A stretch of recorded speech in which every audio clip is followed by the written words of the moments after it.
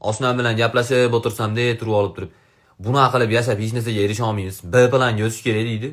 Bu A plan yashayotgan ekan shu paytgacha. Bunaqa qilib yashash uchun plan tuzish kerak ekan, tasavvur qilinglar.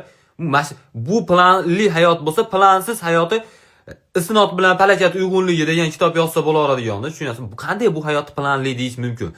Luboy bitta umrbodga 5-6 ta statya bilan qamalgan odamni suddagi ayblovlarni bunday o'qib turib, "Mana bolani tarjimai holimikin" deb qo'yasiz. Mana bolani yashagan umri haqida gap ketyapti deb. Ammo oilasi shunaqa tinch oila, shunaqa yaxshi insonlar, ota-onasi to'g'risida, shunaqa tinch, bizni Telegram gruppadan ham tinchda oilasi.